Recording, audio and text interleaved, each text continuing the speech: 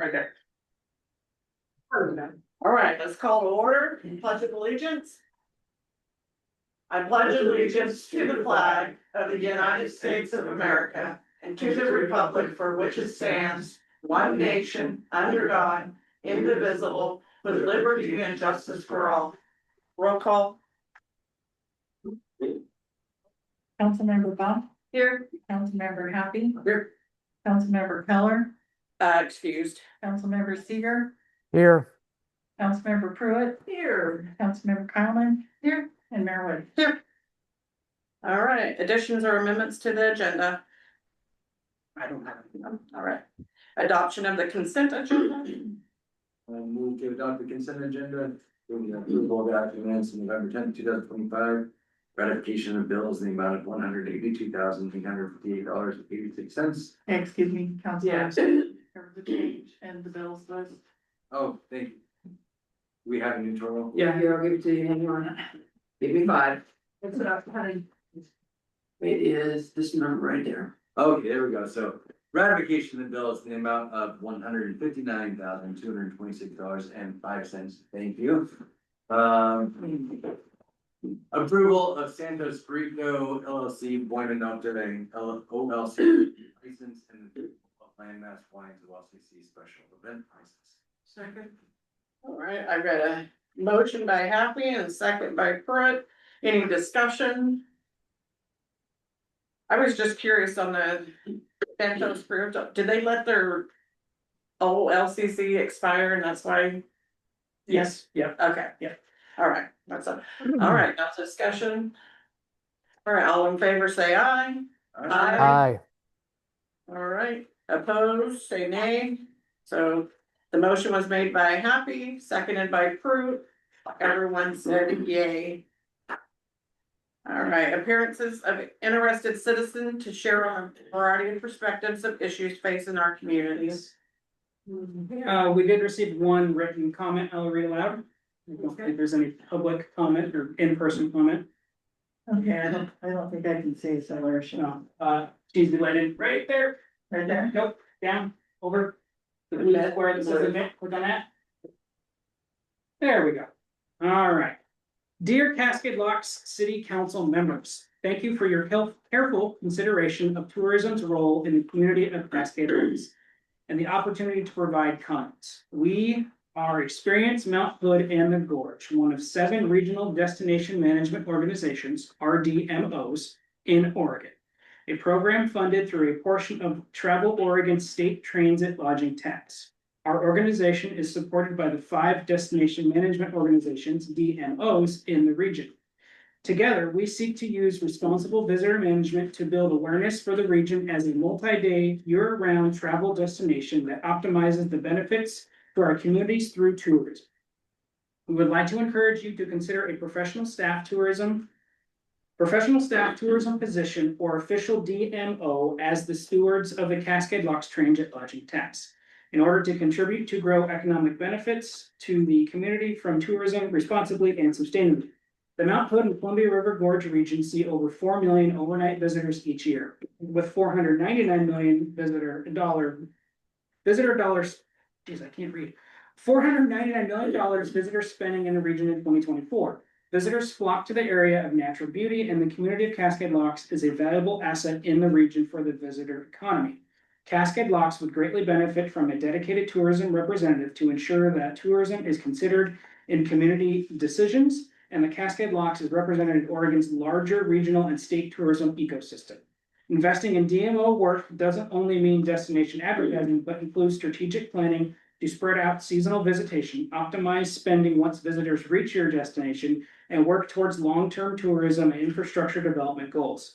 Additionally, providing an official staff visitor center allows visitors access to informed and reliable tourism representatives who can provide information that encourages them to stay longer in the community, spend more, and enhances destination safety by ensuring that visitors are receiving up-to-date safety and recreational information.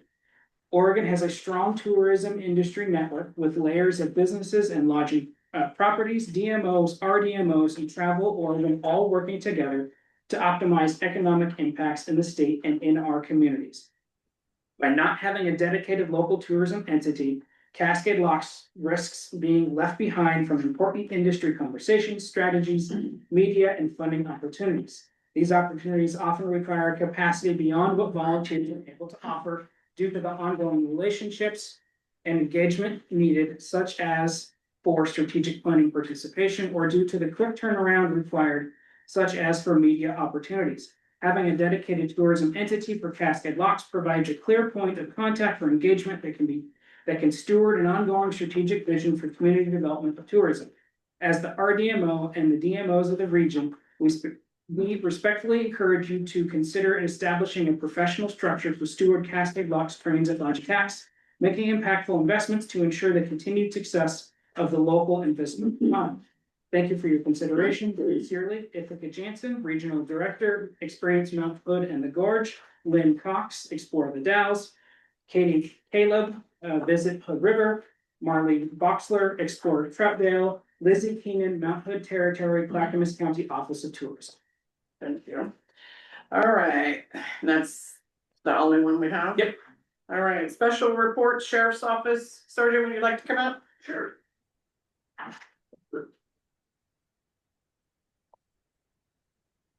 I'm Eric Whaler, Sergeant with the Sheriff's Office. The sheriff asked me to come and speak on his behalf tonight, so thanks for the opportunity. This is the first meeting that I've attended, so just to give you an update, I spoke with the sheriff earlier. The Sheriff's Office is not seeing any alarming trends, any crime statistics that are out of the ordinary. For the Sheriff's Office in this area. We still have our assigned Cascade Locks resident deputy, Cascade Locks assigned deputy. They're still on providing coverage above the standard.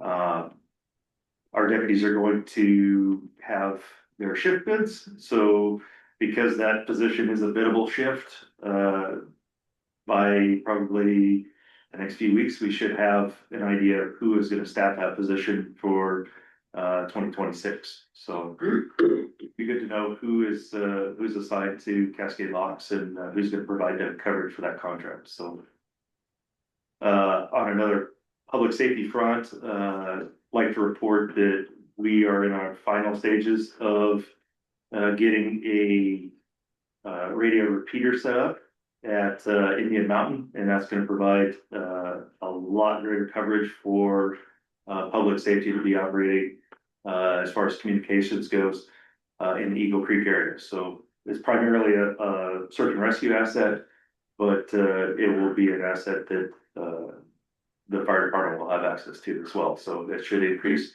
communications and thereby increase public safety. So. More than anything, I just like to answer any questions anyone has. Does anybody have any questions? You know, if Melanie's gonna apply, bid on the job. I can't speak to that. I know that she speaks very highly of the town, the opportunity to work here, the people that she gets to work with. It's all good things. So she really has, it's clear she has a strong passion for the people here that she serves. And, you've talked about the opportunities that she has for outreach and, whether it's the National Night Out or, going and speaking to the kids in the school or talking to business owners. She just likes being in this community. So it wouldn't surprise me if she were to bid for at least some quarters next year. So. Bernard? Thank you, Mayor. So maybe this is a question for the city administrator, but can you refresh me? Is it still part in our contract that if a sheriff's deputy decides to live in Cascade Locks, they would receive a stipend, or what is the status of that? Yes, that is still in the contract. And Okay. It's also in their collective bargaining agreement as well. Okay, and so is it fair to say, Deputy, that you're aware of that incentive that we offer here in Cascade Locks? We would love to have a police, a deputy as a resident, not only as a a service member, but someone living in town. Is it safe to say all your folks know about that? Yes, so that is common knowledge for all of our patrol staff. We also have the collective bargaining agreement that is accessible in the patrol room for deputies to refer to at any time, so. Okay, and I assume they know we've got several houses coming up in Cascade Locks as we speak, so Yeah, might be a so good time to. That, that collective bargaining agreement is posted up on the association's bulletin board. So all the patrol staff will often refer to that for different things. So it is common knowledge. I can't speak to whether or not anybody is looking at house listings here though. Okay, Mayor, I have one more if I could. Yes, go ahead. So how long have you been with the sheriff's office, sir? I've been here for 9 years. Okay, so I've been in Cascade Locks since 2007, and we were a much more economically depressed town then than we are now, in my opinion. I don't have any clear data behind that, but that's just my general opinion. And it also feels like the level of substance abuse and some of those social ills that any economically depressed town wrestles with were more prevalent. In your assessment, has Cascade Locks has it seen a reduction in drug use and drug issue type criminal activity, or what would you be your assessment of that piece of crime in Cascade Locks? I think that this is just a smaller sampling of what's happening statewide. So with Measure 110, legalization of drugs in Oregon, you're going to see an increase in drug use and associated, typically property crimes that relate to drug use and drug addiction. We went through that period where it was a non-criminal offense, and statewide there was a dramatic increase in drug use. It was prevalent, and that's being swayed back. I mean, the drugs have been recriminalized, and there is a deflection program that also came with that, where we can choose to cite or arrest somebody for these minor drug offenses, or offer a deflection. So basically a path out of the criminal justice system. What we don't want to have happen is we don't want to take everyone to jail for minor drug offenses, and that's what the state has said. So we offer a program where it's called LEAD. It's a national program that we have these counselors that are able to come out and try and meet with a person who would otherwise be cited or taken to jail, and offer other treatment options to avoid entering that criminal justice system.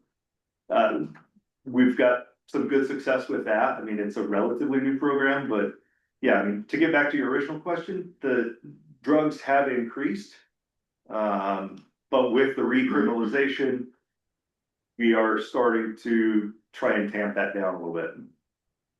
Okay, and if I could, Mayor, just one more. So, in your mind, sir, if a resident or a council member or anybody comes upon a homeless person or a homeless camp in Hood River or in Cascade Locks, what action should they take? If somebody was to encounter a homeless camp, there's a lot of different circumstances there. So if they're on private property, the property owner should certainly contact us if they want that person to be removed or trespass. Let's assume it's in a public space. In a public space? Yes. So I guess what you should do is if you're concerned about them or other associated behavior, I mean, are they causing damage to public property? Are they just creating a nuisance? Is it trash? What is the issue that you're trying to remedy, I guess? Yeah, so If they're committing any sort of criminal act, by all means, call the sheriff's office and we can investigate and take, proper enforcement action. okay, But but that's the they trigger to are- call you guys, right? They need to be conducting some type of criminal activity. But if they're just camping, again, they're clearly in a space that's not, they don't own, basically. They're unauthorized camping. Uh, you know, I don't want to see anybody home camping on unauthorized property. That would be my goal, is that everyone is in a shelter or in a proper home. But just to, kind of drill down this, we had McCack come out about a month or two ago, and I understood they had a field person who would go out and visit with folks who are homeless, who are unauthorized camping. I identified one like a week or two ago. I called them or emailed them, and they said, no, we don't send out people to deal with that. So I feel like I'm back to square one on not only me, but a lot of residents. Like, what do you do when you see someone who's clearly camping in an unauthorized spot? And that's not a solution. I want a better solution than that. Yeah. So I guess a couple pieces there. There are some protections offered to people, the mere fact that they are camping on public property, that's a hard one to enforce. There's some cases out of, I believe it was Roseburg, that went through the courts and they determined that it's not a crime to be homeless. And the mere fact that they are on public property doesn't constitute a crime, right? So we are limited in what we can do as far as enforcement actions to prevent them from doing that. I can speak personally. There was a time here not too long ago where we had tents in the backyard at the courthouse. So I don't think that's an approved place to camp. I mean, it's certainly not ideal, but there was limited enforcement actions that we could take to forcibly remove that person. So it's part of a bigger issue. Speaking to McCack, I know that they've gone through some times of, they will respond or, out in the field to these complaints. Other times they won't. Oftentimes, people experiencing homelessness also have, drug dependency issues or mental health issues. And so there was a program where you could do a referral. Any citizen could do a referral to Pathways to Health, was a program through, I believe, McCack, that you could start that process to try and get like an intake visit. Sounds kind of like a referral, like you were talking about. Yes. I can check on that and make sure that you guys have the intake forms. I know I've done it from time to time in the past where I've actually made that referral myself for people camping on public property. And it's tough because they're stretched. I mean, that's a regional resource. And so as I could only imagine, as staffing levels, ebb and flow, maybe there's times where they can respond. And other times if you get them when they're short staffed and they're tied up and they can't come out. I can't speak to what, reason they didn't respond in that case, but I can only imagine that's an issue that they're facing. Right. Okay. Thank you. Just real quick, advice that I've been given before is that we see criminal activity, report it. Yes. And that's, I think that, call the non-emergency line if you see something suspicious and report it, so that way there's a paper trail and a report. Yeah, so, and there's times where if you have a concern, maybe you don't see anything criminal. But if it's alarming to you, if it seems suspicious, if you're concerned about it, by all means, contact the sheriff's office And we can come out and let us determine if there's a criminal element there, right?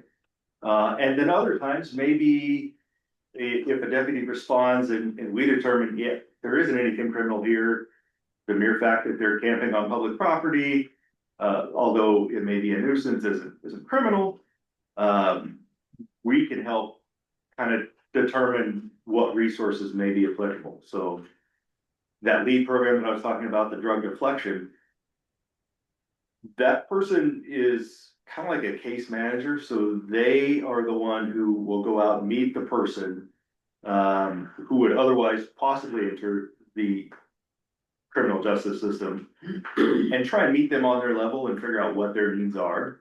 So in this case, it's homelessness. Right. What can we do to connect them with those resources? That's correct. So they are the one who will help navigate the whole bureaucracy of MCAC and Pathways to Health and all of these different social service programs. They're very well versed on that. And so it might be this person needs immediate shelter. Well, they can work with staff at these different regional resources to either get them into, the annex in the Dalles or the Gloria Center or the Hood River Warming Shelter. Maybe it's food that they need. Maybe it's, access to mental health. And so they'll work with Mid-Columbia Center for Living. They're trying to figure out what is the immediate need for this person so we can prevent them from entering the criminal justice system. And further declining, correct, yeah. Exactly, yeah. So the goal is to get them before they become a criminal offender, right? So if we can interdict, get in there and before the issue gets bigger and try and break down some of those barriers for them. If it's housing, if it's mental health, if it's access to medical, if it's food, maybe it's transportation, they can parse that out and work with the different agencies. So, Right. but it starts with a call to the sheriff's office. All right, Tiffany. You said there were no alarming trends for our area. What about Hood River County as a whole? Yeah, I would say that it is on pace, similar to Hood River County as a whole. Yeah, okay, so there's nothing. Yeah, no, I mean, it's the run of the mill property crimes, driving offenses, things like that. Any other questions? I guess to say, we haven't seen, an alarming uptick in any sort of particular offense. Nothing new. Two quick things. One is really more for you as opposed to, sorry for showing up and thank you for being here, so familiar, but we made an introduction between our assigned deputy and our code enforcement officer. Have they got? Yes, believe it have. Yeah, very good. And then the second, I guess, was we heard somebody come through. It's been a while since I've heard anybody complain about speeders on Forest Lane's terrible. Forest Lane, but this is specifically, we had a resident that came in and was sharing a personal story about almost getting hit in a crosswalk by somebody driving, passing another vehicle that was stopping for them at the crosswalk, and we talked about doing some sort of a sting operation, and then I don't think we ever got any, I never saw a sting operation, never any follow-up on that. And it's, obviously summer's behind us, but I'm wondering, is this something we can start talking about and kind of set something up for next summer? Yeah, certainly. We've had the speed trailers down here, and I know that some guys love those and other people don't like them so much, but I think they do serve as a tool to bring awareness to, the issue, because I think we've all been guilty of it. You get caught up in the moment, maybe it's a good song on the radio or you're talking to your kids, and then before you know it, you're like, oh geez, look, I'm speeding. That's an awareness piece, right? So it brings attention to that. But that's only one piece. So well, you guys just had this real near close call in the city, right? I just in the city of Hood River, yeah, was, the big news there. So this really, I mean, it's scary for me, you know, I got a 7-year-old daughter and our speed limit through town is 30 miles an hour, and if it's 30 miles an hour, you know, people are doing 35 or 40. And they're coming from 55, and so it's, that is, I'd like to see 20, you know, downtown. We've got a lot of pedestrians, people aren't always using the crosswalk, people aren't always paying attention. And it's just scary for me, so there's something more focused, not necessarily on the speeding, but on crosswalk compliance and pedestrian awareness. Courtney, while we're talking about, you know, having people come in for the summertime, there's also been instances of people passing school buses on Forest. You know, so maybe we can look at summertime and get all that traffic in the summertime, but also maybe while there's still kids in school, how people are treating school buses. Yeah, well, and that's an issue again, all of Hood River County, and I would say anywhere, right? You are gonna have those, people that are impatient and driving aggressively. Those incidents gets reported to the sheriff's office, either from, you know, citizens or from the bus drivers. We get a lot of, reports. The bus drivers are trained to, report those incidents and get as much identifying information, and if at all possible, to identify a suspect driver and vehicle, we'll make contact with them and take enforcement action if necessary. So back to your point, I think it is good to start that conversation if we want to see some more focused patrols, that's something that we can do. I know that there's been times where if we've got, full staff and, we call them Fat Thursdays, where there's an overlap in shifts and we actually have, better patrol coverage. We've sent deputies down in addition to the Cascade Locks deputy to make a concerted effort to be visible. And there's been times where we'll go through and stop quite a few cars.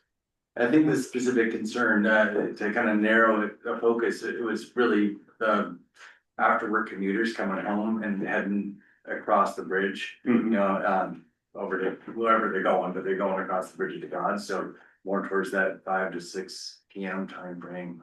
But again, that was what I heard. Yeah, so and that's something that, if we know that is the big time, the big issue, we can make sure that we can staff that, if at all possible, to try and have a focused patrol on that. So there's been times where we've done crosswalk enforcement. We've done, you know, speeders, and we'll stop, you know, every car that is speeding. And really try and make a point. There's a whole bunch of flashing lights and, people are getting stopped. We call it the halo effect. So anytime you see a cop, there's kind of a halo around there where everyone is a little more mindful of how they're driving. And so if we can be extra visible, at least for a time in that area, you will see greater compliance. And I've participated in that, down here before, so we can pass that along to the rest of our patrol staff and sergeants as they're kind of building out shifts and, you know, staffing calls whenever possible. Let's get down and make a presence known in those homes. Anybody else have any questions or comments? Mayor, can I have one Yeah. question and one comment? Sure can. First question related to the concern about speeding. In your assessment, do roundabouts slow down traffic? There's been a long debate discussion on putting roundabouts on either end of Wanapa, whether it actually ever happened, because it's ODOT road. Yeah. But would it make a difference in slowing down traffic coming off of the highway? I would think that it would. In a very isolated section, so let's say you're coming eastbound, you take the exit into Cascade Locks. You're gonna have to slow down, You can't maintain 55 miles an hour through that roundabout, so it will slow down traffic. I think your biggest issue is gonna be right in the heart of downtown though, and so by that point, if you're intent on getting somewhere fast because you're late for work, late for an appointment, just wanna get home, whatever the reason, they're gonna speed right past. So 8 roundabouts down one. Have you been to Bennett? I have, yes. They're everywhere. They have them everywhere.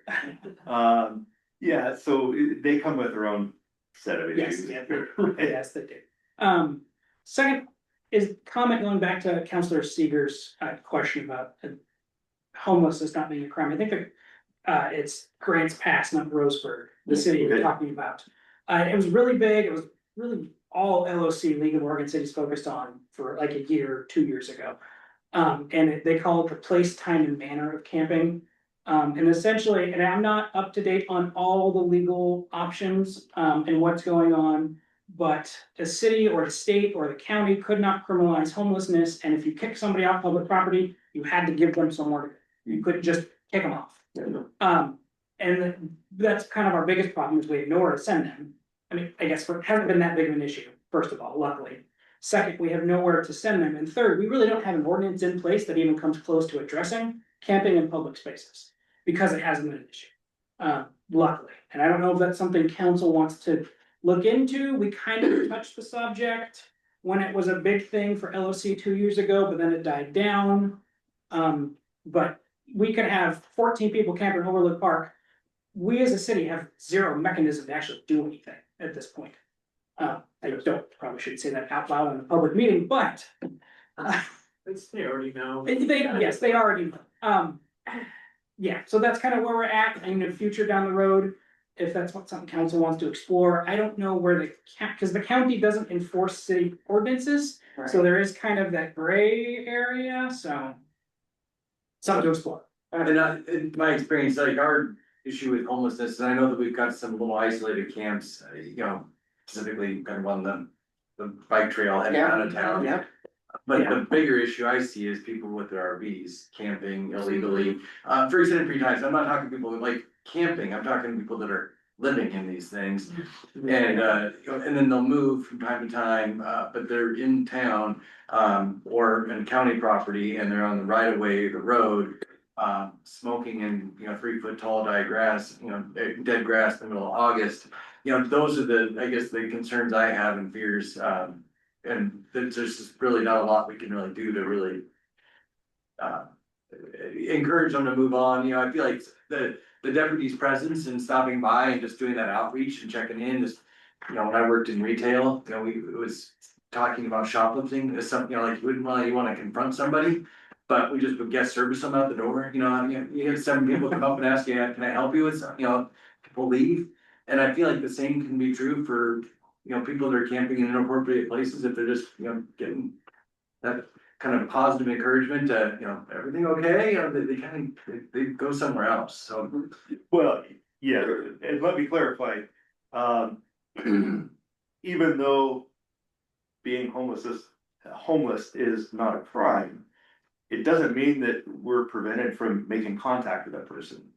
And so I take a similar approach. I'm willing to introduce myself to somebody camping at a park or on a road right away, and making my presence known. They have the right to not talk to me.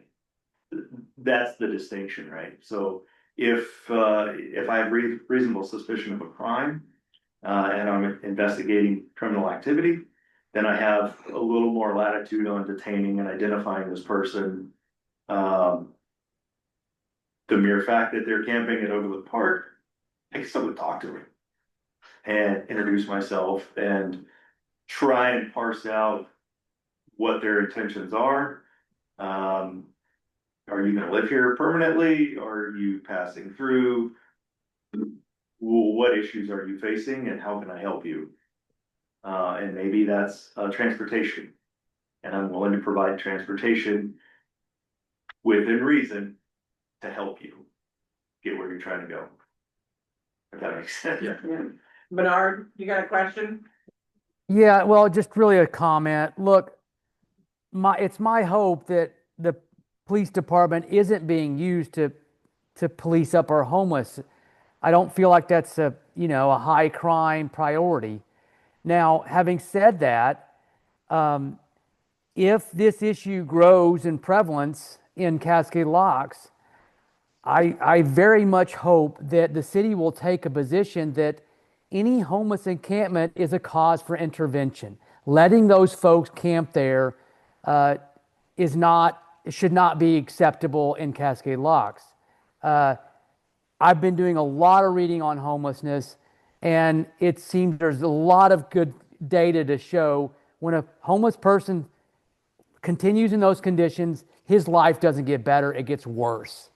So for us to say, well, we'll just leave them there, I really hope our council and our city doesn't take that posture. I want us to intervene and get them the help they need so they can go to a better space, not a more degraded space. And that's, again, I see them because I pick up litter, I walk around this town, and I want to have clarity on what the action should be, not just for me. I know other folks see folks, and they should have clarity. What do you do if you run into an encampment in our town or anywhere in the county for that matter? And again, it's not clear to me. So that's what I'm trying to bring resolution to. And I would like something on our website to be very clear. Say, if you see it, this is what you do. And then we can play a role of intervention. That's my hope. Thank you. Right. Well, thank you for coming. Yeah, and I guess to tack on to that as an action item, I can certainly make sure that you have access to that referral form. Yes, please. Thank you. Any citizen can do a referral. I can't speak to what actions they may or may not take once they get that referral, but yeah, if you see a situation, and to your point, it's probably not going to get better for them, Right. without sort of intervention. Right. And if we can connect them with resources, that's going to help their lives, and it'll also help with livability issues. Correct. So That's right. I can circle back with you and make sure you have that. Yeah, please. Thank you. Really helpful. And thank you guys for all you do. Certainly. And, Appreciate it. Do you have my contact information? yes. Okay, perfect. And again, hopefully by next meeting, we'll have some clarity on who's going to be staffing the contract for next year. So, thank you very much. Thank you. All right. On to the DLCD Housing Code Grant. Jamie Crawford from Bell Design. I just want to remind council and Bernard that we have a big agenda to get through. So just so we're all aware, I'm not trying to like hammer it down, but we've got an executive session and everything to go. Go ahead, Jamie. No, you go ahead. I have to cough anyways.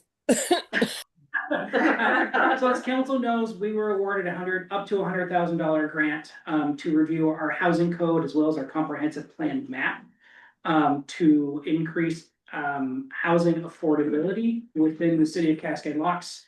So the two main goals of that, again, are reducing barriers for the actual development and building of houses. And then the map itself, there's a lot of nuance to it. Oregon is, and Jamie can talk to this more, Oregon's land use is very top down, and there's like 12 goals we have to meet with everything we do. And the comprehensive plan is one of those. But really the goal of that is essentially, would it benefit Cascade Locks to get rid of or change what we call low density housing to more of a medium high density, essentially build up instead of out, because we really don't have room to build out. So that's it in a nutshell. I'll let Jamie take it from there. Yeah, and thank you, Jordan. And I apologize for not being able to be there in person. I thought it best. But yeah, And I'm glad that I was able to attend because that was a really interesting conversation that I was a part of or listening to. Anyways, I'll keep it short and sweet. So right now, Jordan and I we just had the kickoff meeting, which was just between Jordan, myself, and then a state representative from their new housing assistance and production office, and then a state representative from the land use, juggernaut, which is the Department of Land Conservation and Development. And that's who this grant is coming through both of those offices jointly. I applied on behalf of the city in August of this year, and then we were awarded. There'll be a uh, following Oregon procurement, to go through that kind of process. But right now, Jordan and I are just working together on the scope, um, timeframes, and overall, budget. If we are happy with the 100, they did say that there could be opportunity for additional housing funding through other means. So I guess there's a bill, um, sorry, I think it's HB 2037, where I think there could be actual funding to build this type of like middle housing and actually construct on the ground. And middle housing is not necessarily, it's not affordable housing, it's duplexes, triplexes, fourplexes, and townhouses and cottage clustered development. So I'm going to stop there, but high level, I know you guys have a lot on your agenda. Does anybody have any questions, comments? So can you explain, explain this more clearly? So this is a grant to help us to change, is this to change our code to build, Increase the amount of affordable housing. And affordable not being low income like the apartment complexes, but like she said, medium housing, but not single family home. not single family. No, the state has really defined middle income housing as anywhere from a duplex to cottage home. So not your $700,000 single homes that are being built now, but something that your average retailer worker could probably afford. But we're not. That'll be part of the process. I mean, we're exploring everything. I mean, nothing's off the table, but of course, all of it will be gone through council. There'll be an advisory project committee, whatever you want to call it, going through the process. So this is not going to be a quick thing. This will be a year plus process. And are there strings attached to this? The grant money usually, usually comes with. Yeah, I just meeting the deadlines. There's no, are you talking like matching funds or anything like that? Like percentages of how much your housing will be? No. Not where? No, okay. Oh, sorry, Jamie. Oh, no. You guys are in a really unique position because you are under the threshold for the requirements for a lot of when things have to happen. So when they are mandated. So you're under the 2,500, which means that you can choose to implement all or just some of middle housing and where you want to see that. Also, this doesn't have to just be sort of limited to middle housing alone, but the the language is just increasing housing quote options. And a part of that is just really reducing, or not reducing, but simplifying your code so that even somebody coming in who wants to build a single family house on a constrained piece of land, it's clear for them how to get through that permitting process. We want to make sure that it's, we're not holding somebody up through and they're getting frustrated at Kathy or Jordan or you guys. So, um, but yes, so the product is going to be a series of code amendments and comprehensive plan and zoning map and comp plan map amendments, if that's what the the advisory committee and what you guys decide on. So it's pretty open right now. Bernard, did you have a question? Yes, thank you, Mayor. So Mhm. for Jamie, so we've got a huge, pretty big piece of property across from the fire station, if you're familiar with town.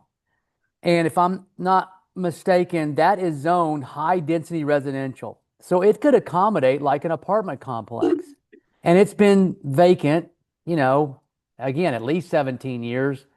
And I've always wondered, why isn't a developer, eyed that for a housing project? Would these code changes, is there evidence that a piece of land like that would gain, extra currency or value as a prospective housing proposal in your mind? Um, yeah.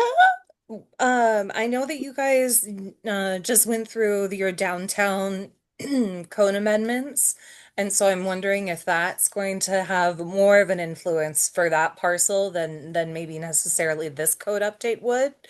But I I certainly believe that we could talk to the housing and production office rep about those other funds that would be like a hard construction cost funds, not necessarily like this grant is more like soft services. Right. Um, and maybe there's an opportunity there because that was news to me when we met with her in the previous week. So, Okay. but Thank you. yeah. Any other questions or comments? All right. Well, Jamie, it sounds like you're sick and we don't have any questions or comments. Um, All if you right. don't, if you don't have anything else for us, we'll No, let you. Well, thank you for coming. Thanks, Jamie. no, thank you. Take care, guys. Happy Thanksgiving. You too. All right, moving on. All right. Can I ask one quick question? Yeah. So the whole purpose of that was just to make us aware that. That's what we're Yeah, that we doing. got the grant, we're moving forward kind of what the very high level process was. Yeah, just an update to council. Okay. Yeah. Thank you. Yeah, like she said, we met last week with ELCD, like, hey, you got your award, let's have an initial conversation. I wouldn't really classify it as a kickoff meeting, it was, here's the award, here's kind of the next steps for it, and then we go from there. It was not a kick. All right, moving on. Public hearings. Public hearing on the 2025-2026 supplemental budget is now open and called to order. It is 7:52. The purpose of the hearing is to allow public testimony on the proposed supplemental budget for the fiscal year 2025-2026. The public hearing this evening will be conducted as follows. Staff will present the staff report. Council will receive any written testimony. Third, council will then allow public testimony and time will be limited to 5 minutes per person. Any interested person may present testimony. And fourth, council will close the public hearing. All right. All right, that'll be a pretty quick staff report. The city of Cascade Locks is proposing a supplemental budget to allocate $1 million in funds from the Oregon Department of Transportation to pay off the principal of a loan from the Oregon Transportation Infrastructure Bank. This loan was originally obtained to complete the power line relocation project at McCord Creek Bridge. In addition, expenditures, $28,578, originally allocated for interest payment on the loan, will be reallocated to contingency. Finally, expenditures, $248,103 set for personnel within the electric department will be reallocated to materials and services. This will allow for the funds to be used to hire contracted services while the city continues to recruit and onboard staff. And a breakdown is provided. And do we have any written testimony? No written testimony was received. Okay. And then we don't have any here from the public testimony. So then do we close it? Yep. All right, then we will close the public hearing for the 2025-2026 supplemental budget at 7:54 p.m. All right. Moving on. The action items, approve resolution 1525, the garbage rates. All right, Hood River Garbage, subsidiary of Waste Connections, Inc.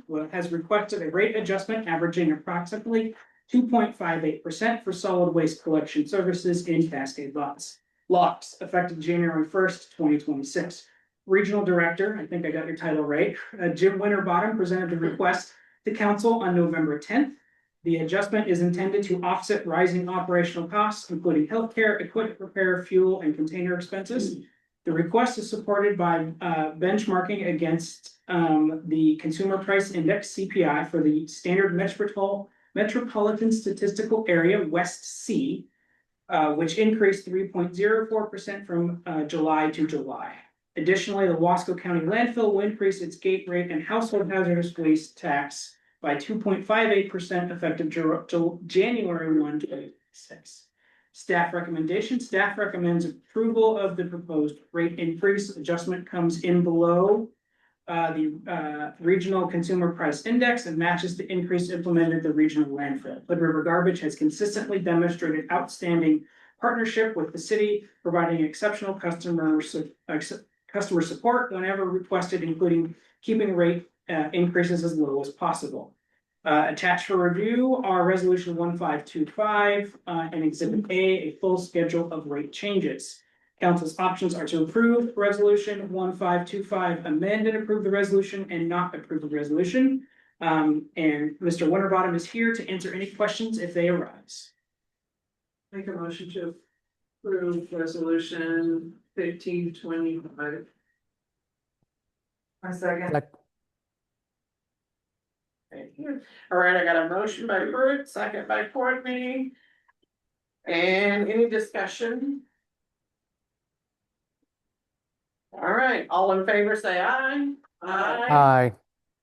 Opposed? All right. Approving resolution number 1525, the garbage rates has been passed, approved unanimously. The motion was by Pruitt.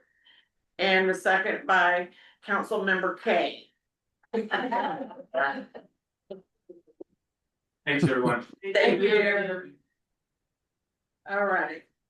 Next is approving resolution number 1526, the fiscal year 25-26 supplemental budget.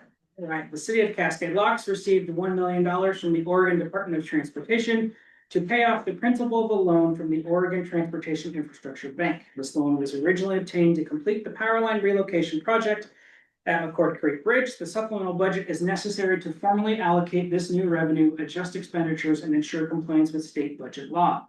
In addition, expenditures of $28,578 originally allocated for interest payment on the loan will be reallocated to contingency. Finally, expenditures $248,103 set for personnel within the electric department will be reallocated to materials and services. This is due to the department not being fully staffed and allowing additional expenses within contracted services GL code.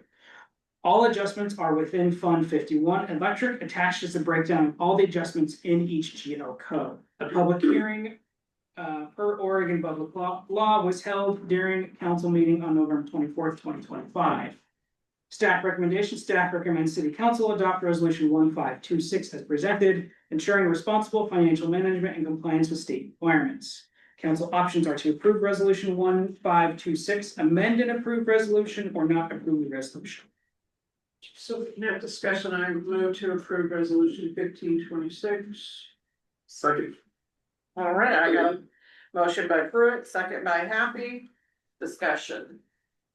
Tiffany. I'll let Mary Ann go first. Okay, Mary Ann. Did you publish a supplemental budget hearing in the newspaper? It did, yes. It went in out on Wednesday, the 19th. Yes.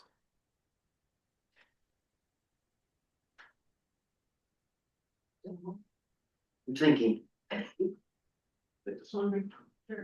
Yeah, they have the 5-day requirement. Yeah. barely, Yeah, barely. yeah. I didn't see it in the newspaper, so I'll have to go back and look. I didn't personally check. I totally spaced it, I'll be honest, but I did get confirmation from Columbia Gorge News that they would post it. And I Okay, approved the proof. all right, and then can you tell me why we are moving money from personal services to contracted services. Have we already spent that money? We have not, no. That is Then all, what is the point of moving that? Because if you haven't gone over the category, you don't need to move it. And your category includes the whole materials and service expenditures. I'm just concerned and confused. so the recruiting and onboarding of the linemen are taking longer than expected. And this puts the funding in materials and services in case we need to hire contracted services. Because we had the limited amount just really for help assistance with vegetation management, there's not enough to cover if there is a storm response we need to do. So. No, I'm sorry. I'm not the mayor.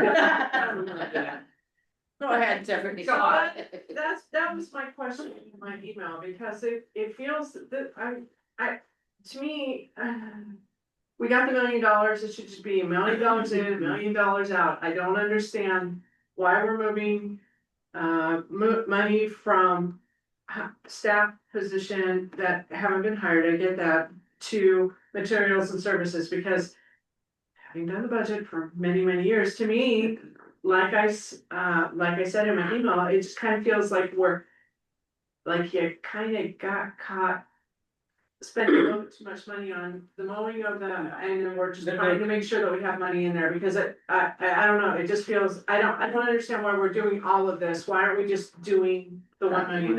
I don't understand what all this little. Like I said in the email, none of that is related to this. This is just precautionary to move the unexpended personnel funds to materials and services in case we need to hire contracted services over the next couple months. Because I've never done a supplemental budget before. This is absolutely my first one, and I've been doing this for 20. I think the last one we found was 2013. I think I found two recently, those 213 or 214 somewhere. Yeah. So 20 plus years. I do not ever remember doing a supplemental, but that was a long time ago. So I just can't wrap my head around that this is supposed to be for the $1 million, but yet we're moving all of these for personnel services to contract.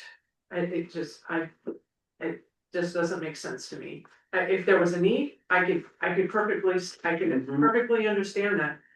I just don't understand.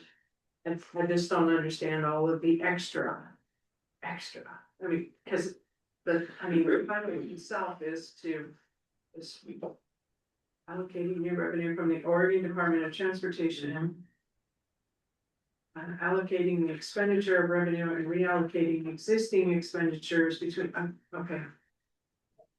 I don't know, it feels like kind of a bait and switch, or a bait and switch and add-on, or I don't know, it just feels weird, to me. Okay. Bernard?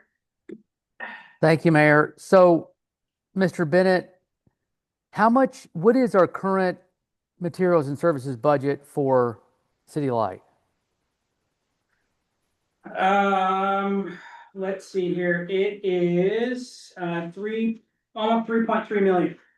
The vast majority of that is buying power. Okay, so maybe let me ask it again. The material services that would be going for outside contract services, what is that budget for in 25-26? Let's see here. Combined, it's $84,000. So this would take that from 84 to, what is that, 240. 360? We would be adding 280 to 84, is that what I understand? Sorry, sorry, 332, sorry. Got my columns backwards, 332. Okay, so, and look, I don't have any specific concern with this, but is it safe to say that when we did the budget, you guys weren't comfortable with only 84, and that's why you want to make this transfer? Or tell me a little more about what motivated this. Again, my concern is not having a full crew in place at this point if and when a storm hits. And having the Okay. funds already in the code or already in the budget that we can use instead of having to come back and do a adjustment later. Can I add on to that? Makes a lot of sense to me. Thank you, Mayor. That's all I needed. So, but to add on to that though, there was, correct me if I'm wrong, there was like almost $200,000 in there originally, and then somehow during all of the process of changes, it was taken down to $84,000. And then the mowing came in at over $100,000 because he was surprised by it. And I don't know, it just feels like I don't know, it just. So if I recall, the reason it did drop is the initial budget was presented with hiring just one line. And then through the budget process, we added the second line position. If my memory is serving me correctly. But there was a drastic drawback Correct, and I believe that is why. in the material Yes. contract, service contract. Yes. Anybody else have any questions or comments? Pete? Just hearing the city administrator's report, answering the questions and the discussion, I mean, it seems to me that it makes sense that we haven't filled those positions and we have this money that was budgeted and allocated for personnel that we can't spend. Because we don't have people in those positions, and that doesn't mean that the work doesn't need to get done and potential for issues with winter. Yes. I mean, I feel like this is really the idea behind it is to be transparent and doing the supplemental budget ahead is to be looking forward, which is some of the critique and criticisms we've had of the administrator that we're reactive as opposed to proactive. So I'm speaking in support of this. I think that it makes sense. And if I could just say, it just feels like it should be two different issues. I don't know why we're doing both of them together. That's my only, I guess, issue. I mean, because it should just be the $1 million pass through and the $1 million out, and I just adding all of this other to it, just, I don't know. It just, Okay, sorry. Mary Ann? If I may say, normally you don't move money unless you need it in certain categories.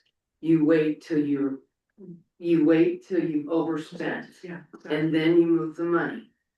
To me, this is, and it's not that you're gonna not do whatever we have in a storm, cause you can move the money, but this is putting two things on one item when it should have just been one. That's my perception. I'd like an answer to that. I think that's a great question. So, I mean, that's could you, are you able to? I'm not sure what the question was. Well, there's no need to make a supplemental budget. We just spend the money and we make a reallocation after we Yes, overspend. that's what it is. Yeah. That's what you usually do, is before the end of June, you do a resolution to reallocate the money and it's over with, but at least council and everybody knows that this is why we're over budget, is because of this storm or whatever. Because what if we don't have a storm? What if we have nothing? You've moved money out of personal services that, hey, we might need, I don't know. You don't usually move money until you have a problem with the fund. All right. Sorry, I know we got First, go ahead. And this is, I always enjoy learning this stuff. And so what happens if we end up we don't spend the money though, because we don't have the people and personnel, and we end up with is that case? It just goes into the contingency or? No, it goes into the beginning fund balance at the Back end in of bed, the yeah. year. Yeah. It's just that normally you wouldn't move money unless you had a problem. And that's why I asked, are we overdrawn on that contracted service miscellaneous?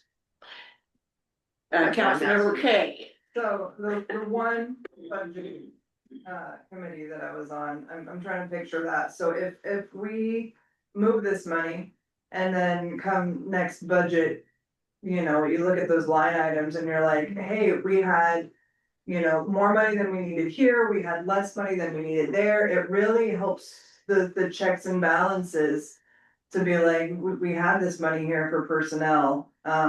That means that we can continue to keep it there while we wait for personnel. As opposed to saying, well, we had $8 million in this budget at the beginning of the year, and we, when I'm talking about, sorry, I jumped there. So if you're looking at, materials and services. And let's say that we did move this money, and now you're looking at materials and services, and you said, well, there was an $8 million budget. And there was an extra $248,000 in there. Because we had moved it without needing it, and you're like, oh, well, now we can shorten that budget by $238,000. But really, Really, it should probably be short from the beginning. That's what I hear. Tiffany?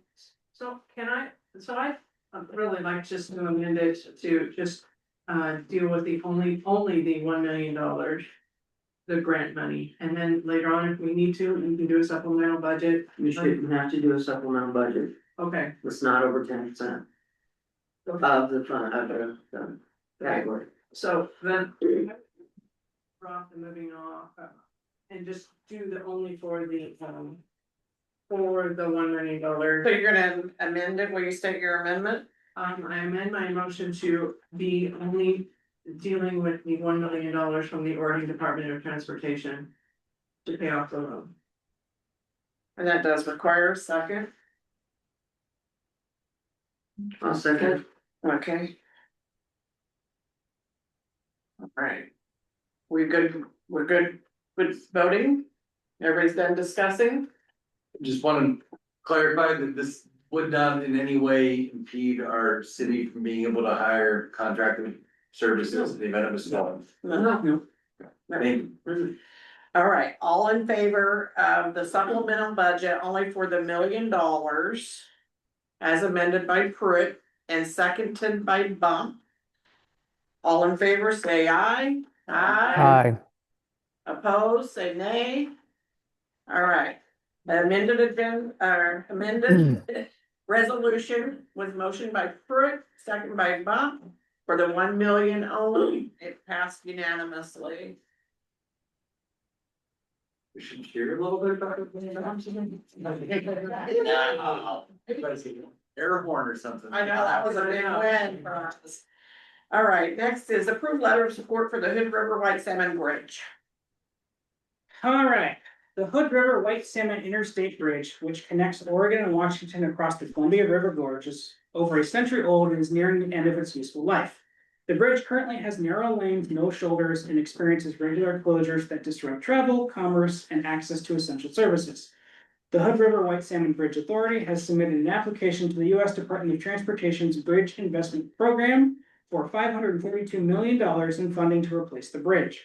The project has completed environmental review and is positioned to move into final design and construction in 2027. The Bridge Authority has asked the City of Cascade Locks for a letter of support for the application. The bridge is a vital link for Cascade Locks and the surrounding region. It connects our community to essential services, employment opportunities, and regional markets on both sides of the Columbia River. The bridge also supports local tourism and recreation, which are key drivers of our economy. Staff recommends that City Council formally support the Hood River White Salmon Interstate Bridge Replacement Project and the Bridge Authority's application for federal funding. This project will strengthen the region's economy, support families, and improve the movement of freight and goods across the region. City Council's options are to approve the letter, amend and approve the letter, not approve the letter. I move to approve the letter of support for the Hood River White Salmon Bridge Replacement Project application to the U.S. Department of Transportation Bridge Investment Program. Second. All right, I got a motion by Happy, second by Pruitt. Any discussion? I just think that last I think that should be kind of scratched on that, almost the last sentence, just, and it's just to say, and help deliver a bridge that will serve the region, because it's not really ours. Is it? I mean, it's Hood River. It's Hood Rivers. Yeah, so if we can just scratch that last, And help us. and Deliver, help deliver a bridge Bridge. that will serve the region. get for us out of generation. there. Yeah, because it's, So delete the us. Yeah. All right. Any other discussion? All right.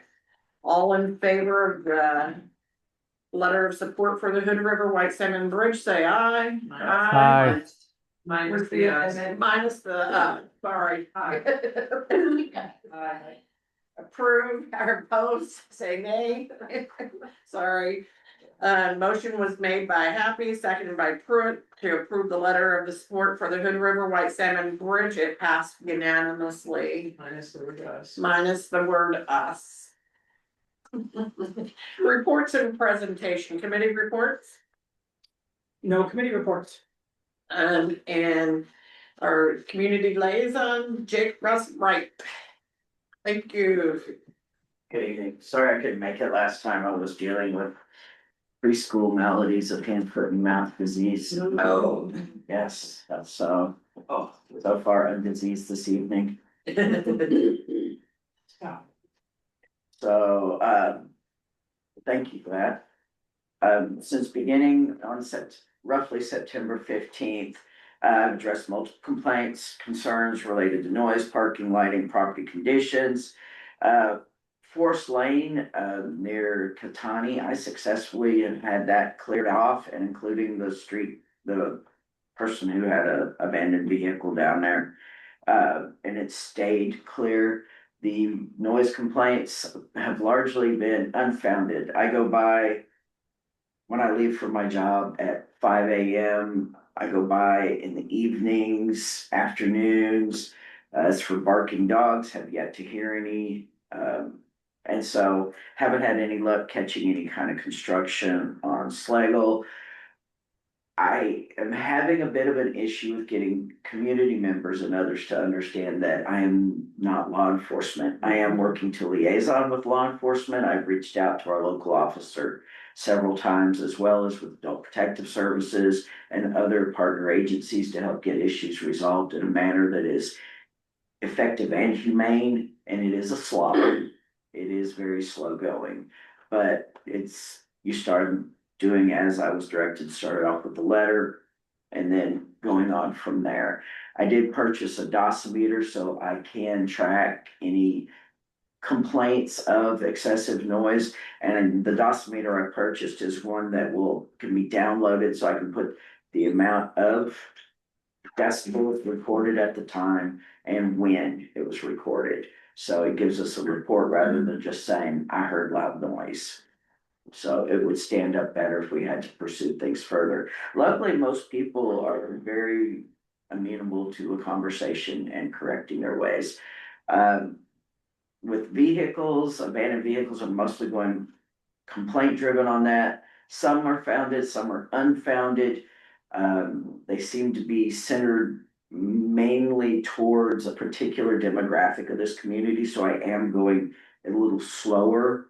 Letters trying to find the person who actually owns the vehicle and pursuing it that way. Some of them that have been complaining about do have valid tags, so we're kind of limited, but I am discovering others as I deal with some.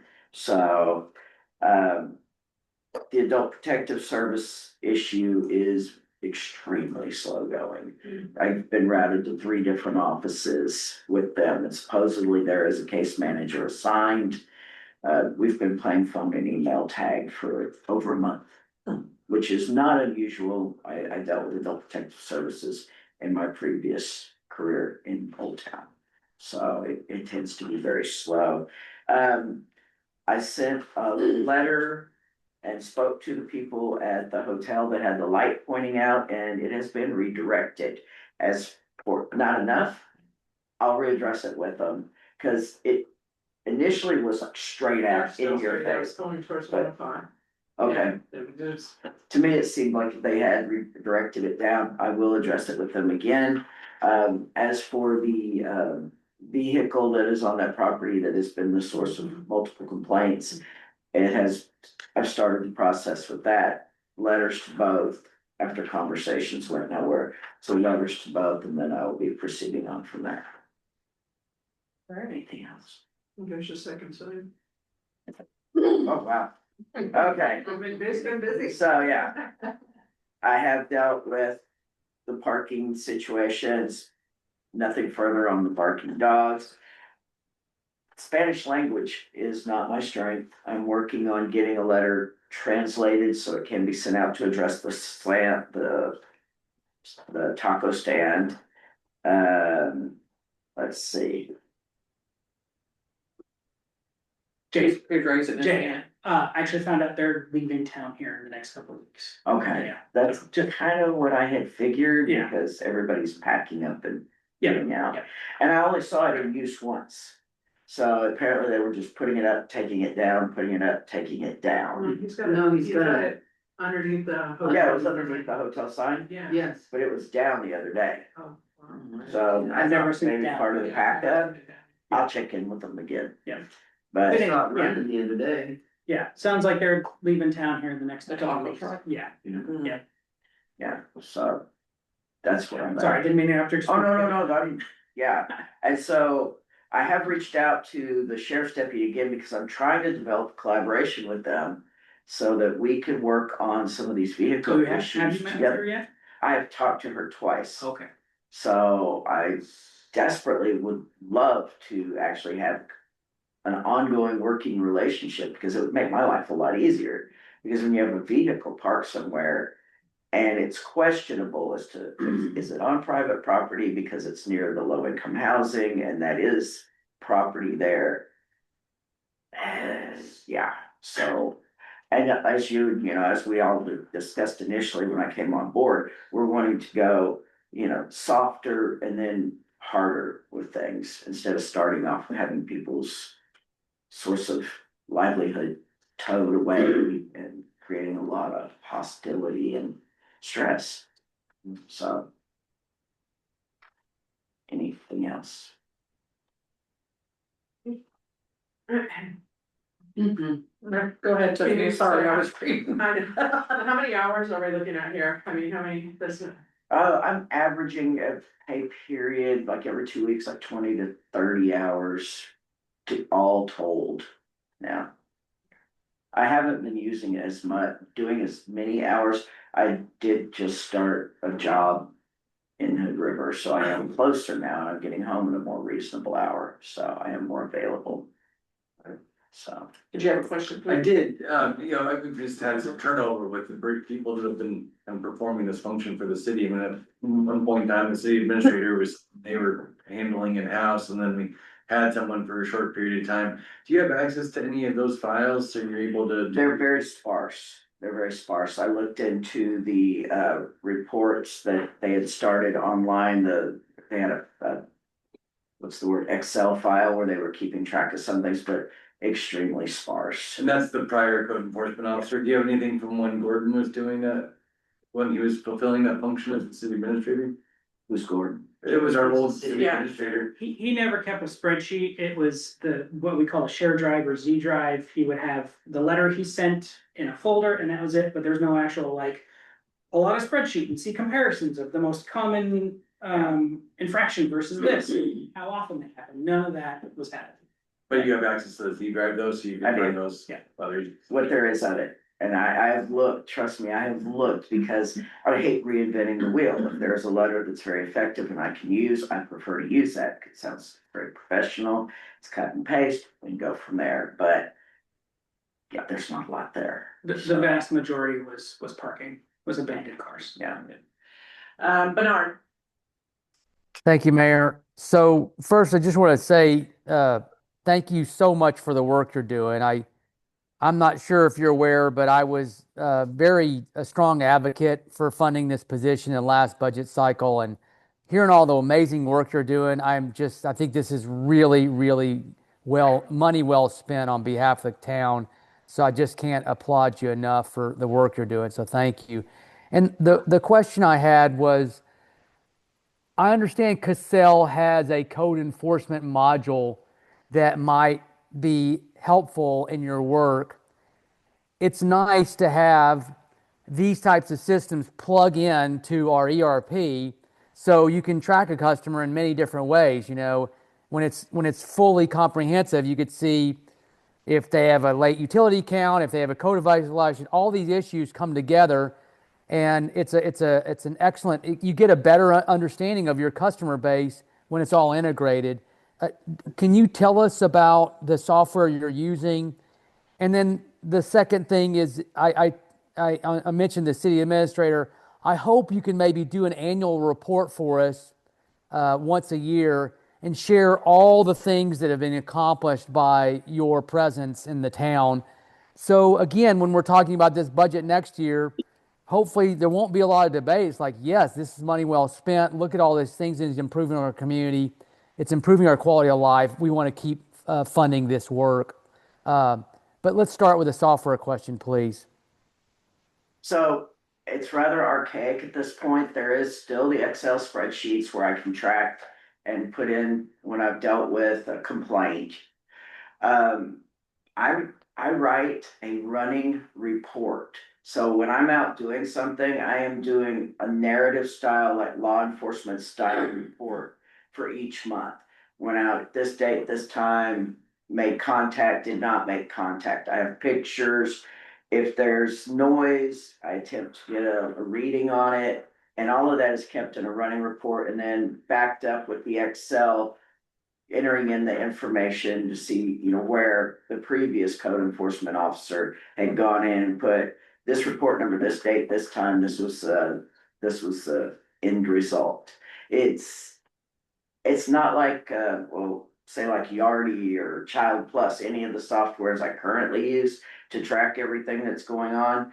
So yeah, that's basically what I have right now.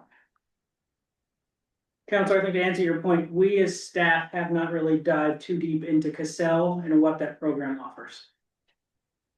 Okay, well, needless to say, I'm interested in something that's potentially integrated with our ERP as we manage our customer, we manage our customers in town.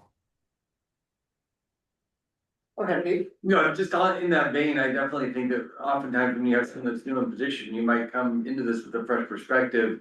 That someone that's maybe been doing it for a long time may not see those things. So just if there are, if there are operational efficiencies that you think that, we've seen through other places where you've worked, where we have room for improvement, I really hope that you and Jordan have an opportunity to discuss those things and bring them forward, because I think we'd be really open to how we can support you so you can be more productive. Not to say that you haven't been productive. I think this is fantastic, and I love that you hit the ground running and are, making meaningful impact from the very beginning. There's a lot more I need to be doing, and now that I've gotten a position where I'm closer, I'm back in town earlier, I have more time off. I have basically the entire summer ahead of me where all I'm going to be doing is maybe finishing my master's in education. Beyond that, I will be able to focus, on issues in this town that really need attention urgently. And we do have issues that pop up in summer when there's more tourist activity and things that I'm ready for. I am ready for. So any training that you guys want to throw at me, I'm amenable to as well. So if it's computer or software training, I am very open to that. I have time in the evenings sometimes. There's code enforcement conferences. Awesome. Yeah. And you make a master's degree sound so easy. Yeah.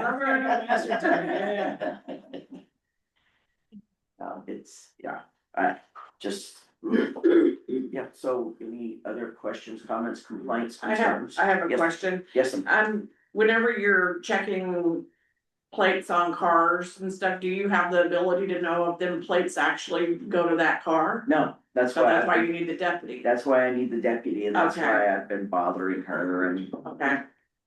Okay. It would be nice, but to get access to the system that allows that, it's highly protected, even as a peace officer. I'm a former cop. Right. You had to have permissions and all of that. It's tightly regulated. That way you can't just go spying. So, yeah. Alright, well, thank you. Anybody got any more questions, comments? Thank you. Thank you. Yes. Really appreciate it. Well, I'll be doing more. Like I said, I appreciate the patience while I get my feet back in the saddle here and. Yeah. Get it all handled. I think I'm still proud of Katani. Every time I drive down past there, I'm just like. Do you have a comment? Well, I just want to say, and I hope that, so for future, for when he's not here anymore, we can kind of implement getting sort of a manual together or something, Yeah. you know, operating. SOPs. Yeah, so it can't be passed on, so that this is the last person that has to struggle with looking for past people, past reports, past whatever, so hopefully, yeah. Well, city code book is very handy, and then Google with Oregon revised statutes has also Yeah. been my best friend for a while. so. You can read those? I could read Arizona revised statutes, and that was a lot Or worse. you could teach a class. Well, thank you so much for all your work and thank you for coming tonight. Thank you for having Thank me. you. Y'all have a great evening. You too. All right, on to city administrator Bennett report. So again, it's a text only report unless there's any questions from council on it. I didn't receive any in my after it was submitted to council. Anybody have any questions, comments? I know, Ms. Pruitt, you had about formatting, which I know is all screwy. Yeah, it's like, yeah. Yeah. If you can, I like the way you had it set up before. Yeah. You had department heads and stuff in there. I do like this calendar. I do like. Yeah. I do like seeing what it is, you know, what it is you've done. Well, that's what caused the problem, is I had this in landscape, and then I tried to put the text in portrait, and I know there's a way to flip it, but I could not figure it out, and I wanted to get it out, so. I'm working on it. But yeah, I do like the format of the old one, but except for this, I do like this. And I did have a, you know, on the flying trail system letter. Oh, yes. So we as the city, is that we as the council, we as The city as an organization.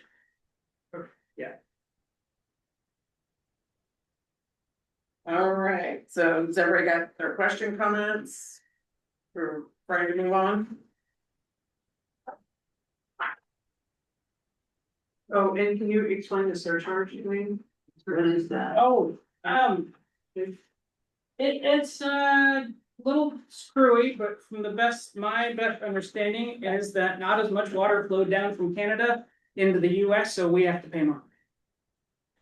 That's essentially it in a nutshell, and it is, yes. That we have to make up the difference. Yeah, for us, it's 16 grand. For some of our fellow OMEU members, it's like 200,000 plus. So, or more. Yeah, it's crazy. Some of them are, actually, most of them are eating the cost, but some of them are debating on actually passing it on to residents.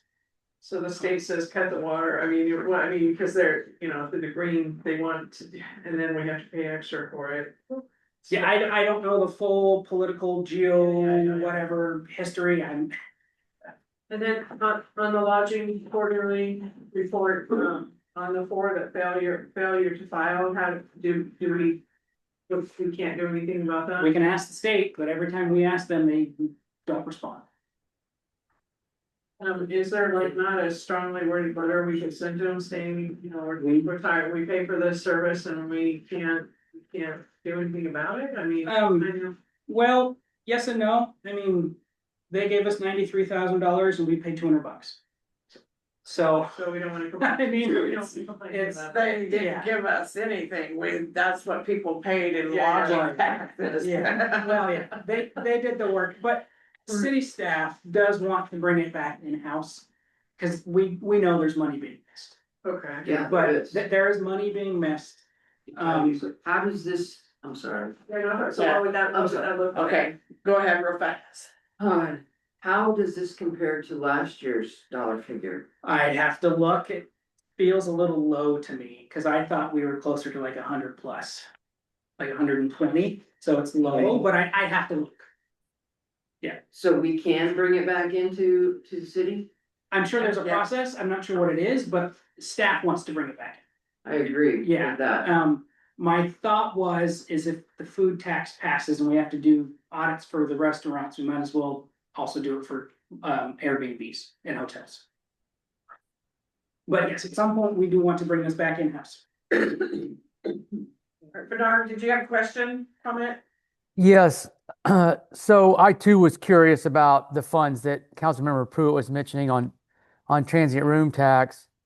Look, it would be my intention that if we maintain this agreement with the state, that we create a relationship with them so we could at least find out what entity, what hotel or motel was delinquent on their remissions. And so then we could actually reach out to them and play the TRT supervisor to see what's going on. So, and help the state enforce that. But for us to be blind on this, I find very problematic. And I'd like, again, somehow we should either build a relationship so we can have transparency or maybe reconsider taking it in-house. I really feel like we should put a lot more thought into that before we jump to that solution. That's my opinion. And then regards the BPA surcharge, from my recollection, every year, the Columbia watershed, delivers whatever X gallons of water down the river, and if they have lower flows, then the biggest impact is that they can sell less power to places like California in the summertime, and that has a direct hit on their revenue. So I think that's what they're trying to compensate for. When you have these low flow years, you don't make so much revenue in selling that power to external customers, and then they're short of anticipated revenue, so they're making it up with their wholesale customers. So I'm guessing that's what triggered that. That's all I had. Thank you, Mayor. And I just want to add to that, I mean, when your state is actively pursuing a lawsuit against your federal government to continue to suppress the amount of water that's coming down the Columbia, I mean, it's like they're cutting your nose to spite your face, and I mean, it's ridiculous. Your state fights against you. Yeah, the state is all for green energy, but then wants to get rid of their biggest producer of green energy. So, Yeah, none of it makes sense. yeah. All right, moving on to mayor and city council comments. How about we start with you, Bernard? Nothing tonight. Thank you. All right, Happy Thanksgiving, everybody. Mary Ann. So I just have a few things. Last week, I went and delivered the presentation, the food and beverage presentation to, I think, the last 3 remaining businesses. It was the 2 gas stations and Thirsty. Oh, yes. So I Yeah, thank you.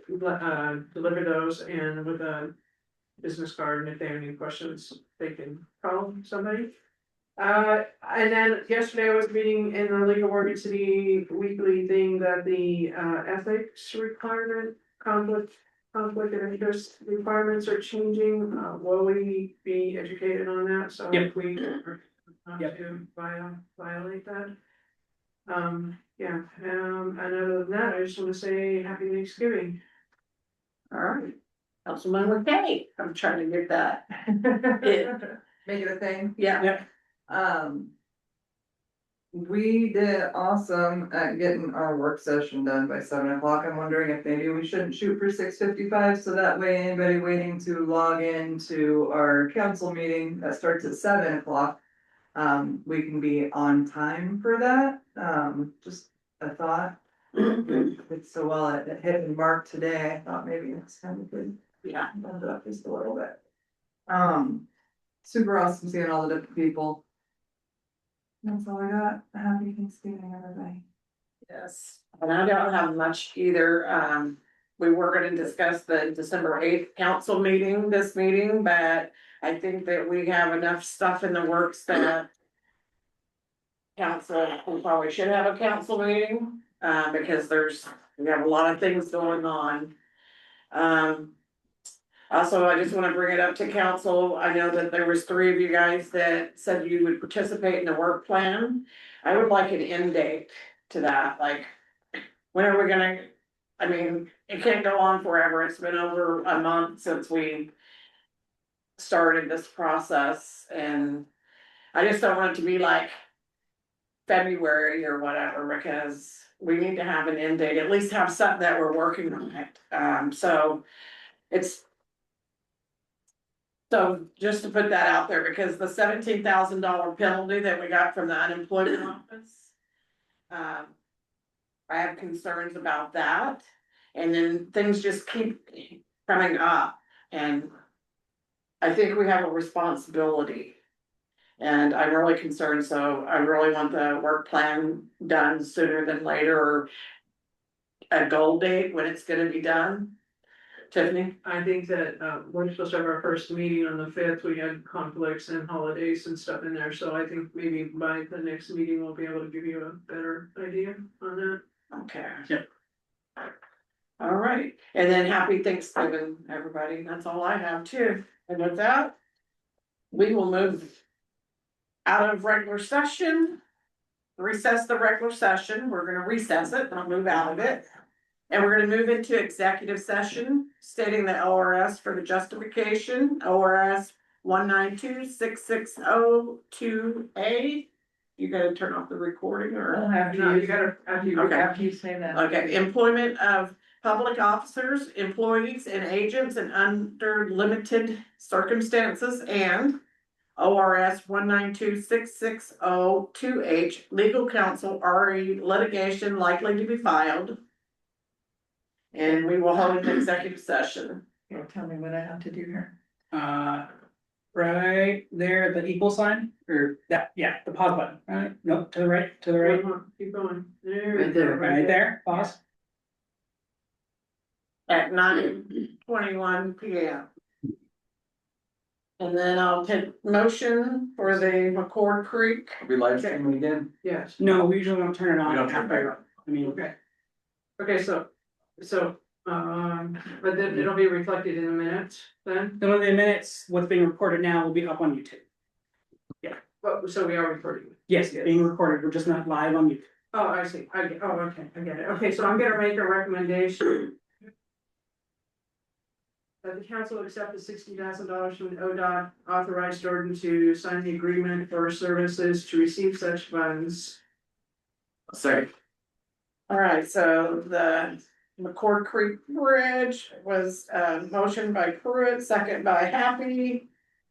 To accept the 60,000 from ODOT and authorize Jordan to sign the agreement for services to receive such funds. Is there any discussion? And then, All right. we're gonna just, and the recommendation to talk to, The recommendation, talk to talk Hodge. to our in. Yeah, Yes, yeah, yeah. yeah. We didn't have Staff any motion direction for for that, that. yeah. All right, so all in favor, say aye. Aye. Opposed? All right, so. The motion for the McCord Creek Bridge was made by Pruitt, and second by Happy. Yes. Got it. And it was the council to accept the 60,000 from ODOT and authorize Jordan to sign the agreement for services to receive such funds. That passed unanimously. County, no. Thank you guys. All right.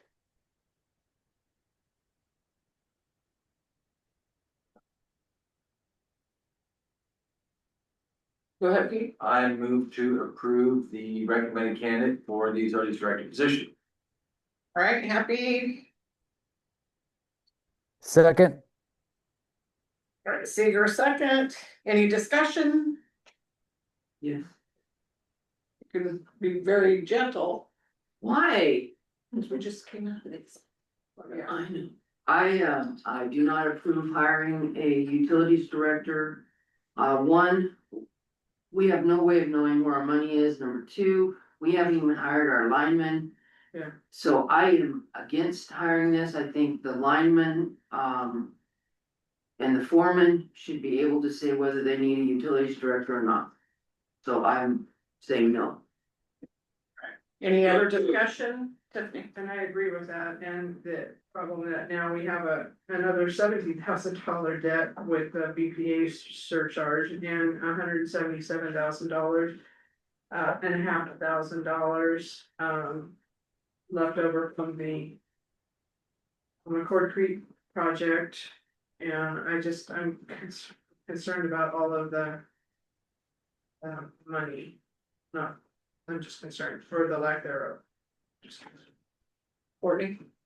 Council member Seeger, maybe you can help me remember, I know we were having a discussion, where we came to a general agreement, wasn't our council discussion, wasn't a private discussion, we had talked about first hiring field employees and before hiring a utilities director. Do you remember the result of that? I think we went back and forth, so I don't remember what we settled on. I remember at one point we had said, well, let's hire the utility service director and then they will lead the hires of the electric city light personnel. And then there was things like, look, we need electric journeyman lineman works now.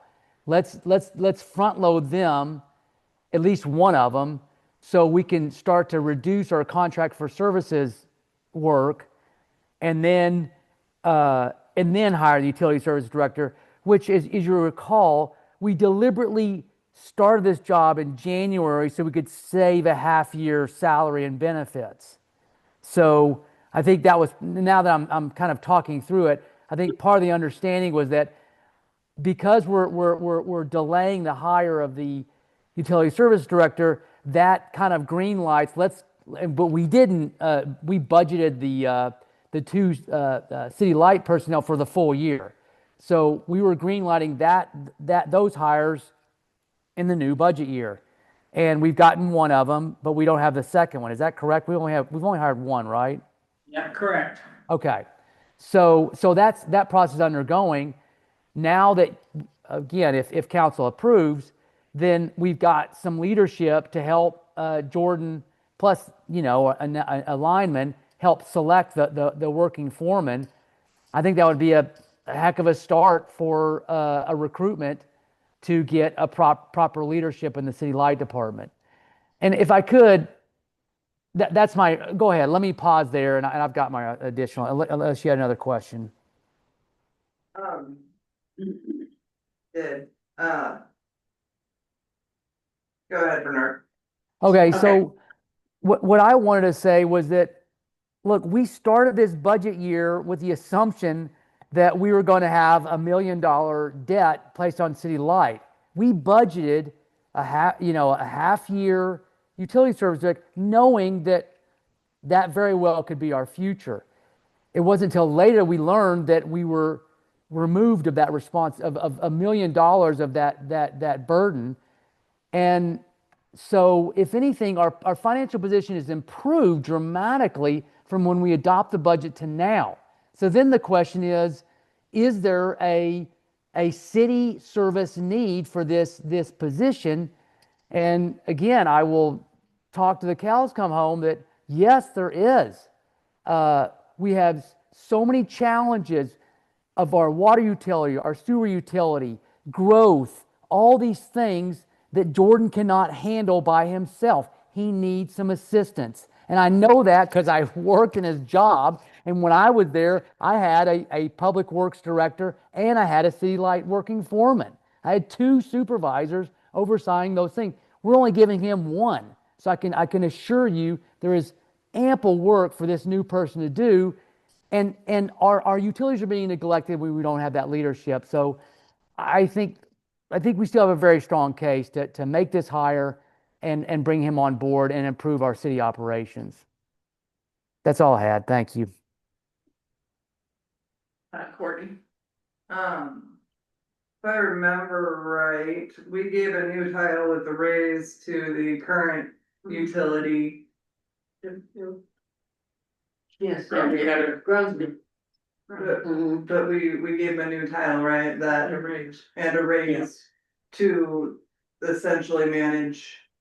And I don't know the proper terminology, but Yeah. essentially to manage that department. To assist in the management of it. I mean, What's his title now? operations specialist. Operations specialist? Yeah. I don't hear assistant in there. I don't remember what his contract said, so I don't know. But we had given him that position. with the understanding that, you know, it might be some time. We also had discussed that we had a third party come through and make us a big old long list of all of the stuff that needs to be caught up on.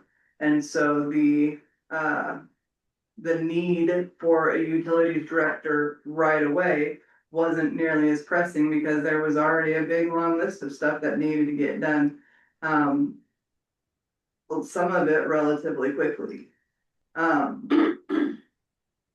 There was a third point that I had.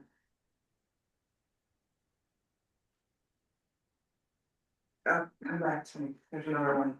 Or, go ahead, Pete. I've never worked in the union, I've been in the union, but isn't that against union regulations that, you know, if someone's in the union, be supervising somebody else that's in the union? Correct. I'm sorry, what? Our groundsman, he cannot be supervising somebody else that's in the union because of their. I'm in the union and I'm in supervisory position, I'm not sure what the question is. So I thought as a union member, that's what, there has to be separation between the workers and management. For management, yeah. A working foreman is absolutely. They're directing work, but they're not supervising the employees, right? They're not writing performance reviews, they're not, you know, disciplining employees. No, they are, that's a working foreman, and like, so my union, for example, says once you have more than 7 people working under you, you can no longer use your tools. You are strictly a foreman, no longer a working foreman. But up until that point, you run your crew, discipline your crew, manage your crew, and work with your tools. And I wanna bring it on to vote. Bernard, did you have something real quick? Yeah, I just had a question for Councilmember Kyleman. So I guess I'm confused on where you were taking that. Are you saying that Derek, when he got his job title change, is providing the necessary leadership in city light? Where were you? I didn't understand your line of thinking there. Is that what you were saying? Go ahead, Courtney. What I was saying was that we gave him a higher ranking title. We're talking names. Yeah, don't talk names. I didn't say any names. No, he did. Okay. With higher pay, with the understanding that he would be taking on more responsibility in his role and what was under his capacity to be able to take over. I do remember that third point that I was gonna make. Bernard, you mentioned that, with this $1 million that we ended up not paying ODOT, and I'm not, completely understanding enough of budget, but do you get to take a $1 million that was allocated to go towards here and now just decide to move it over here? It's not being done. That's not. Then that's not how that works. So it was 50 grand, or roughly 55 grand a year was budgeted to pay out this loan. Now we don't have to pay that every year. So it frees up $55,000 in our budget. Well, once we get the 117 paid off. Yeah. Right, I mean, we still have 117, but we have to pay off. 177, so. 77, Yeah, 3 years. which has already been paid. The 177? Yeah, we've already paid DJs, we've paid the You said engineer. it's coming out over the next 3 years. It's come over the last 3 years. When this project first started. Okay, so we got a motion on the floor, do you got another? Just real quick, so this person was supposed to start in January, is that? Beginning of January is when I will want them to start, yes. So we got a motion on the floor to give direction for hiring the utility director. The motion was made by Happy, seconded by Seeger. I don't think it's gonna make a difference in how this vote's gonna go down, but I just wanna say for the record that you think about you turn on your lights, you turn on your water, you know, the streets we drive on. These things are things that everybody in the city really relies on as essential services that the city provides.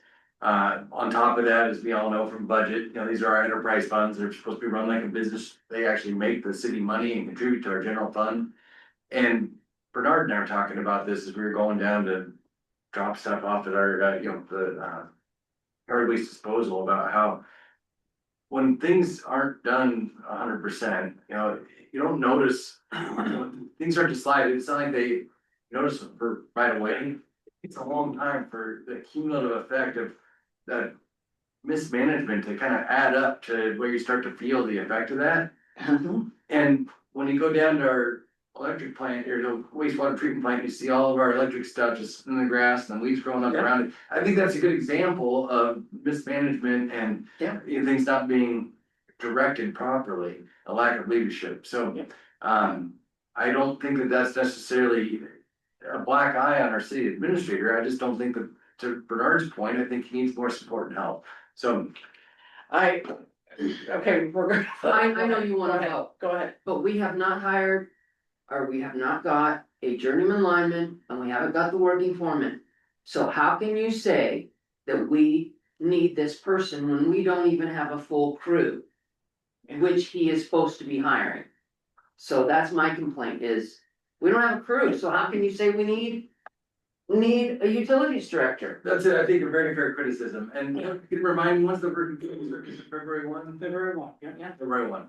So, I mean, if this person were to start after February 1, would that change your decision on this? I will not change my decision till I see those guys working and tell me how much more we have to have. You've gotta get your employees in there to work, bottom line. So why hire a utilities director when you don't have employees? Okay. All right. Bernard, your hands up from last time, I'm assuming? Yes, well, look, We're gonna vote. yeah, I understand. I just want to make the point again, I don't think it's going to change the outcome, but there is a lot of work that's being done by Sheldon, who's not good on a spreadsheet, who's not good with all these administrative tasks, and he's in his weak area. His strength is out in the field making this city work properly. It's not in the office, it's not understanding engineering operations. And because he has no supervision, it either falls on Jordan, which it doesn't get done, or it gets done to a much lower standard, or we could have a utility service director making sure it gets done properly. And the same thing again, with the city lights, the one member of staff, their strong point is not managing the budgets and the spreadsheets and all the administrative work that goes into delivering efficient city light operations. And this is the person to take on that stuff. So, again, I think there is a lot of work to be done, even with those two persons missing. And, I hope if we don't approve tonight, I hope we'll revisit it soon, because we are neglecting our utilities by expecting our city administrator to be able to manage all those utilities and manage the city.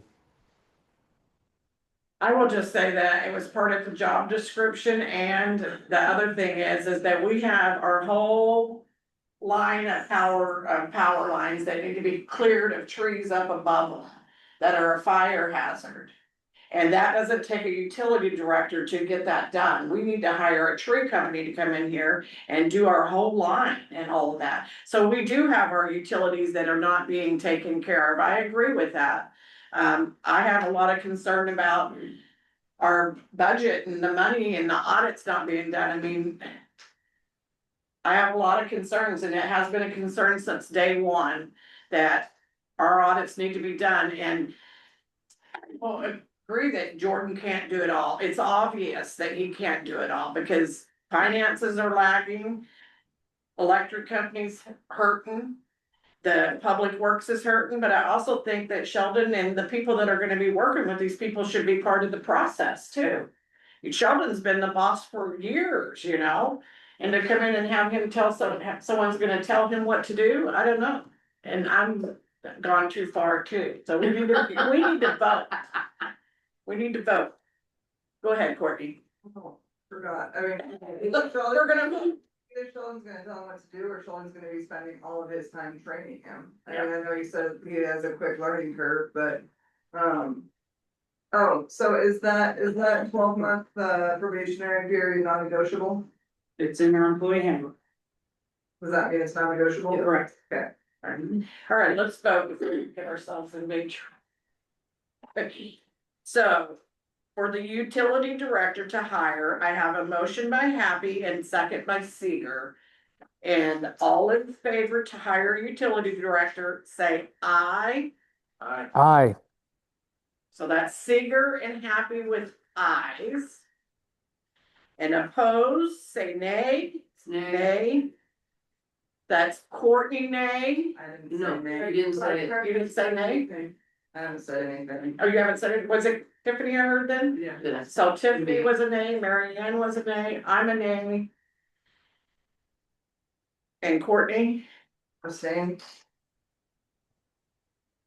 so it's three, you don't have four, so. Motion fails. Yep.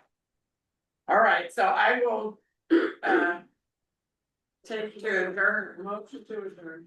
Yeah, Second. my brain is tired, can you tell, like, stumbling over. Thank you, Bernard. You're Good night. just- Stuff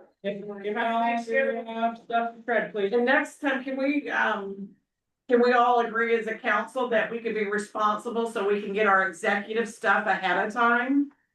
Yes. Yes, ma'am. I'm Please. perfectly fine with that. That'd be Because my that's a lot preference. to review. in That's a lot to 5-minute review to get period. ready for a meeting. Agreed.